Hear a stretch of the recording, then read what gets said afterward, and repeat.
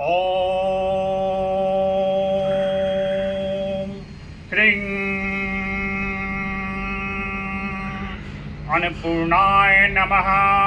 नमस्कार दोस्तों, आज 15 दिसंबर है और आज अन्नपूर्णा महाव्रत। दोस्तों, अन्न का हमारे जीवन में कितना महत्व है इस बात को हम सभी जानते हैं। अन्न से ही हमारा भूख मिटता है और यह जो अन्न खाते हैं इससे ही हमारा शरीर बलवान होता है, शरीर में ताकत होता है, शरीर को ऊर्जा मिलता है और हम चलते फिरते हैं। जो हमारे शरीर में ऊर्जा तक जो है टूटता है फूटता है, उस सब का मरम्मत अन्न से ही होता है। और रोगों से लड़ने की क्षमता है, रोग प्रतिरोधक क्षमता, वो भी अन्न जो है वह जो है पूरा करता है। अन्न से जो है पूर्ण होता है, अन्न से जो है हमारा शरीर मजबूत होता है और तन मजबूत होता है तो मन भी मजबूत होता है। और तन मन जब दोनों मजबूत होता है, मन शांत रहता है तो आनंद की प्राप्ति होती है।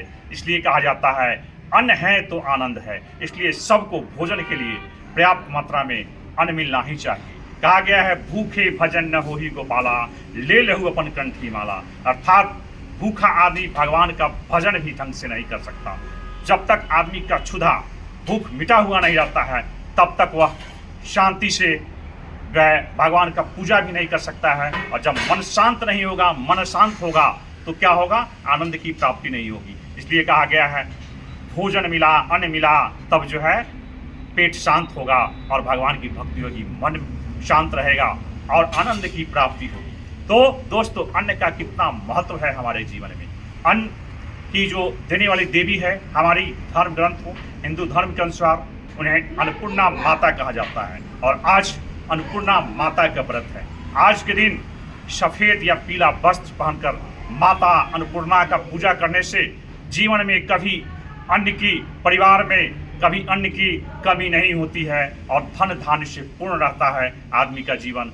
जो अनाज का भंडार है व्यक्ति के घर का, वो हर समय भरा हुआ रहता है और लोगों का जीवन आनंदमय रहता है। जब भूख क्षुधा के लिए पर्याप्त मात्रा में अन्न हो, धन हो, तो क्या होता है?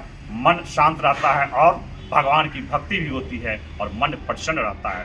दोस्तों, आज के दिन सफ़ेद या पीला वस्त्र पहनकर जो अन्नपूर्णा माता है उनका पूजा करना चाहिए और गेहूँ, चावल, दाल जो भी अन्न है उसे खरीदना चाहिए, अपने भंडार को भरना चाहिए।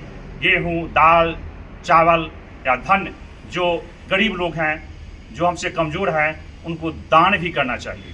दोस्तों, एक पुरानी कथा के अनुसार एक बार की बात है, पूरे पृथ्वी पर अकाल पड़ गया, सूखा पड़ा था और जितने भी जमीन थे सब बंजर हो गया था।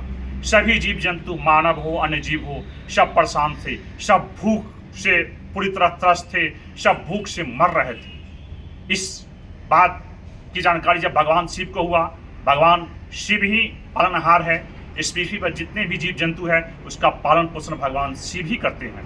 तो इस बात का जब जैसे ही भगवान शिव को पता हुआ, वो भगवान शिव भिक्षुक रूप पकड़कर माता पार्वती का जो अन्नपूर्णा रूप है, इस रूप में गए, रूप के दर्शन किए भगवान शिव और माता अन्नपूर्णा के पास गए और माता अन्नपूर्णा से भिक्षुक बनकर अन्न जो है मांगे और वह अन्न लेकर के वो पृथ्वी पर आए।